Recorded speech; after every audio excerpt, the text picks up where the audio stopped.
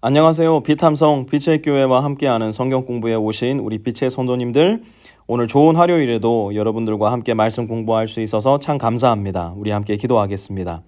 하나님 고맙습니다. 오늘도 주님의 말씀 앞에 나온 우리 빛의 성도들을 주님께서 어여삐 여겨주시고 오늘 화요일 하나님의 말씀의 밥을 마음껏 먹고 마셔서 오늘 하루 살아갈 수 있는 힘과 능력과 은혜와 사랑을 가지고 오늘 하루 살아갈 수 있도록 주님 인도하여 주옵소서. 예수님의 이름으로 기도드렸습니다. 아멘. 자, 오늘도 여러분들의 성경과 또 여러분들의 말씀 노트 펴놓으시고요. 여러분의 눈으로, 여러분의 입으로, 여러분의 귀로 성경을 말하고 듣고, 또 다음 주부터는 우리가 이제 말씀 체육관 시작하게 되잖아요. 이 말씀 체육관에서는 더 말씀을 어떻게 공부하면 좋을까에 대해서 구체적으로 여러분들과 함께 나누고 또 그 연습을 해볼 예정입니다. 또 전도서의 말씀이 사실은 우리가 스스로 어떤 면에 있어서 공부하기가 그렇게 수월한 말씀은 아니기 때문에 우리에게 좀 더 친근한 요나 말씀을 가지고 6월 한 달 동안에는 말씀을 공부해 나갈 예정입니다. 오늘도 여러분들이 스스로 이렇게 말씀을 읽으시는 가운데 여러분들의 관찰 목록, 또 여러분들의 해석, 또 더 나아가서 여러분의 적용, 여러분 노트에다가 적어 보시고요. 잠시 뒤에 저와 함께 다시 말씀 공부 함께 하도록 하겠습니다. 네, 또 시간이 훌쩍 지나서 오늘은 전도서 7장 7절에서부터 10절까지 한번 같이 공부해 보도록 하겠습니다. 여러분 어제의 말씀 기억이 나십니까? 어제 말씀 보니까요, 가장 우리 마음속에 많이 남아있는 말씀이 무엇인가 생각해 보면 죽는 날과 태어나는 날, 그죠? 초상집과 잔치집, 아마 이 생각이 많이 날 겁니다. 그런데요, 우리는요, 잔치집을 훨씬 더 좋아하면서 살아가고요, 우리의 죽음을 거의 생각하지 않으면서 살아갑니다.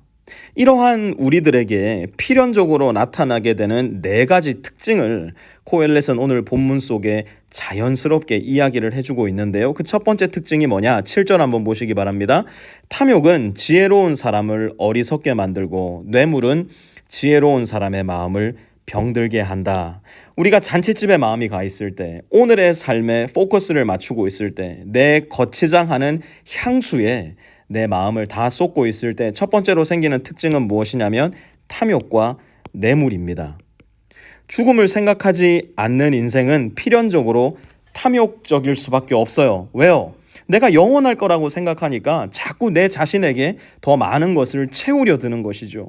내 욕망을 지금 만족시키는 것, 내 욕구를 지금 충족시키는 것이 가장 중요한 내 삶의 우선순위가 되고, 내 탐욕과 내 욕망이 나의 우상이 되어서 다른 사람들은 어떻게 살든지 아무런 관심도 갖지 않는 탐욕스러운 인생으로 변화하고 마는 것이 바로 잔치집 마음을 가지고 살아가는 사람, 나는 영원히 살 거야, 나에게는 죽음 따위 없을 거야 착각하는 사람의 특징이라는 겁니다.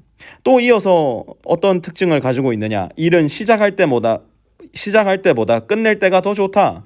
마음은 자만할 때보다 참을 때가 더 낫다. 내 마음이 잔치집에 가 있다면, 내 겉모습을 꾸미기에 가장 관심을 많이 가지며 살아간다면 우리는 필연적으로 교만하고 자만한 사람이 되고 말 겁니다. 왜요?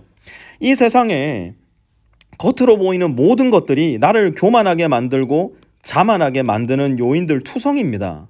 제가 여러 차례 말씀을 드리죠. 여러분 SNS나 아니면 고속도로 길가에 써 있는 큰 광고판을 한번 봐보세요. 다 뭐라고 이야기합니까? 예뻐져야 됩니다. 날씬해져야 됩니다. 잘 살아야 됩니다. 더 큰 집 가져야 됩니다. 모든 메시지들이 우리에게 무엇을 주고 있느냐? 너 교만해져야 돼. 자만해져야 돼. 이게 왜 그런 줄 아세요? 항상 여기에는 너보다 더 나아야 한다는 들리지 않는, 보이지 않는 메시지가 숨어 있기 때문입니다. 왜 좋은 차를 타야 되나요? 왜 좋은 집에 살아야 되나요? 왜 더 몸매가 좋아야 되나요? 왜 더 얼굴이 하얘져야 되나요?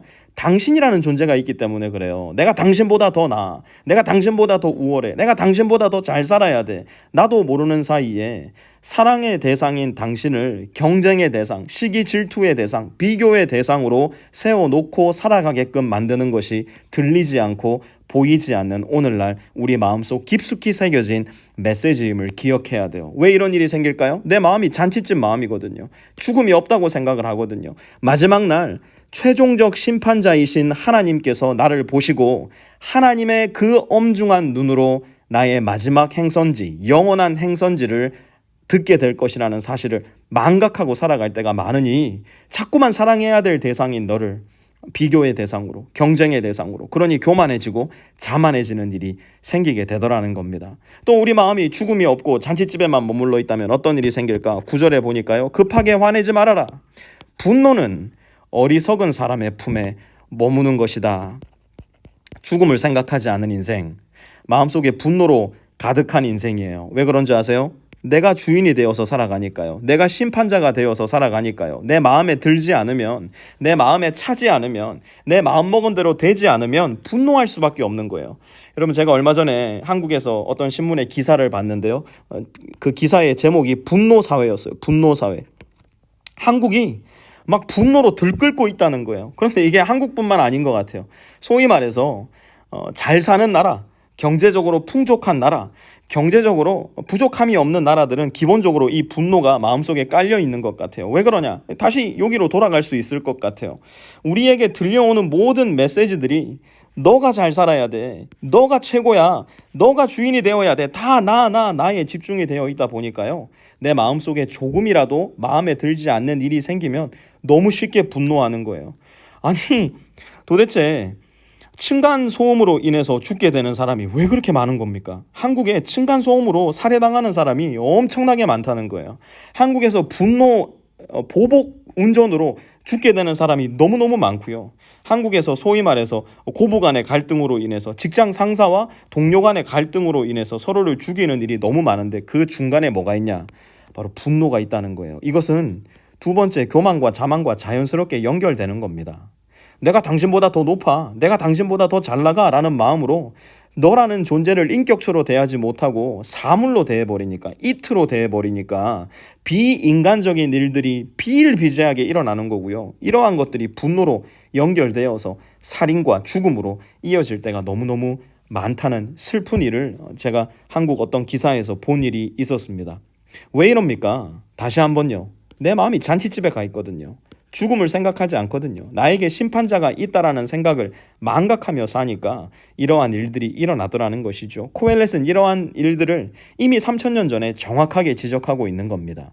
10절에 또 이어서 보니까요, 옛날이 지금보다 더 좋은 까닭이 무엇이냐고 묻지 말아라. 이런 질문은 지혜롭지 못하다. 잔치집 마음에 가 있는 사람, 죽음이 없다 생각하는 사람은 늘 옛날을 추억하는 사람이에요. 여러분, 이것은 옛날을 추억하지 말아라 라는 이야기가 아닙니다. 항상 옛날을 추억하는 사람이 되어서는 안 된다는 이야기예요. 왜 그렇습니까? 우리에게는 심판자가 미래의 어느 한 시점에 실제적으로 나타나 우리를 심판할 것이라는 사실을 분명하게 기억해야 할 필요가 있다는 겁니다. 옛날이 좋았어. 그때가 좋았어. 거기 갔을 때, 그 사람. 항상 옛날을 이야기하는 사람 있죠. 항상 왕년을 이야기하기 좋아하는 사람 있죠. 틀린 거 아니에요. 우리에게는 추억의 힘이 필요해요. 그러나 그것보다 더 중요하게는 우리에게는 미래가 있다라는 사실, 우리에게는 영원한 생명이 있다라는 사실, 그 영원한 생명이 바로 오늘의 내 삶에 잔치집 마음으로 살아가느냐, 아니면 장례식집 마음으로 살아가느냐, 내가 영원히 살 것 같다라는 착각을 하며 살아가느냐, 아니면 죽음을 대면하며 살아가느냐에 달려있다라는 것을 기억해야 한다는 겁니다. 늘 옛날만 생각하며 추억하는 사람은 나에게 일어날 앞으로의 일들을 계획하고 준비하지 못할 겁니다. 하지만 옛날에 있었던 일들을 추억하되 거기에만 머물러 있는 것이 아니라, 내가 언젠가는 나의 심판자 앞에 서게 될 것인데 그때 나의 심판자는 나에게 무엇이라 말씀할 것인가, 오늘 그것을 준비하며 그 준비대로 살아갈 수 있다면 우리는 탐욕스러운 사람 되지 않을 거예요. 오히려 나누는 사람이 될 겁니다. 우리는 자만하고 교만한 사람이 되지 않고요, 오히려 겸손한 사람이 될 거예요. 우리는 급하게 분노하는 사람이 되는 것이 아니라 심판자 앞에서 오늘을 살아가기에 심판자가 나를 참아주셨듯 나도 참고 용서하는 사람이 될 것이고요. 늘 옛날에 잊지도 않았던 기억을 과장하여 거기에 머무는 사람이 아니라, 나의 심판자요, 나의 주님이 나를 만나게 될 텐데 나는 그때 어떤 모습으로 서 있을 것인가, 그날을 생각하며 오늘을 살아가는 사람이 될 수 있을 것입니다. 여러분, 잔치집 좋습니다. 가십시오. 우리 교회도 올해 잔치가 많이 벌어질 것 같아요.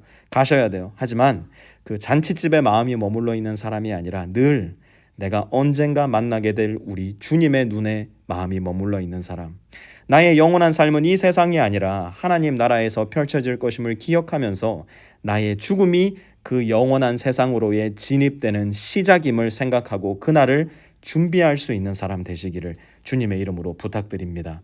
하나님 고맙습니다.